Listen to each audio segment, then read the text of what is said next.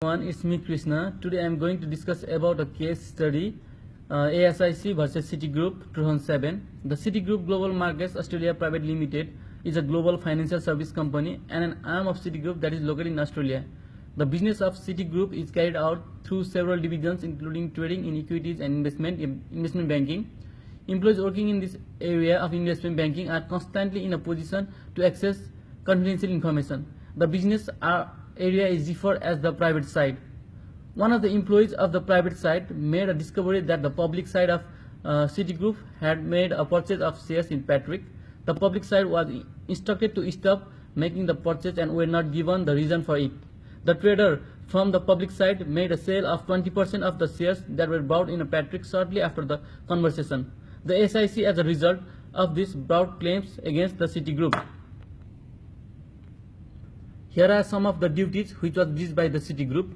The first breach of the duty claim was a breach of an existing fiduciary relationship. The second breach of the duty claim was a lack of sufficient arrangements in place for purpose of managing conflicts by the Citigroup. The third breach of duty claim was deceptive and misleading conduct. And the fourth breach of the duty claim was insider trading.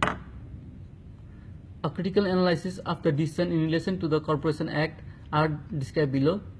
The first claim was a breach of an existing fiduciary relation. In this claim, the court held that the relationship that existed between client and the investment bank in the case of a turnover was one of the class of fiduciary relationship that are defined, with the relationship having several fiduciary aspects, and hence in normal cases it would be regarded as being fiduciary in nature. The second claim was existing fiduciary relationships. In this claim, lack of sufficient arrangements in place for purpose of managing conflicts by Citigroup in terms of a clear physical separation of the department, education program, good supervision.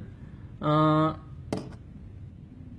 third claim was deceptive and misleading conduct. The claim in this case was on deceptive and misleading conduct because the absence of a fiduciary relationship, the silence by the Citigroup create a deceptive and a misleading conduct. The fourth claim was about insider trading. The SIC in that claim, where it accused Citigroup of insider trading, claimed that Citigroup took part in insider trading at the time when the public side made a sale of some of the shares that it had bought from Patrick, and at the same time it had the possession of insider information. In conclusion, it is evident that the court make a good review to consider that no claim was left unaddressed in the case. It is evident from all the information from the case that a company can only be liable for breach of the duty if there is sufficient evidence that the breach actually took place. Finally, it is evident from the case that it is possible to set aside fiduciary duties through enacting a contract, especially where there did not exist a prior fiduciary duty. The contract, therefore, extinguishes all the duties, so the other party cannot sue for breach. This was the ending of the case ASIC versus Citigroup. Thank you for the listening and patience. Thank you again.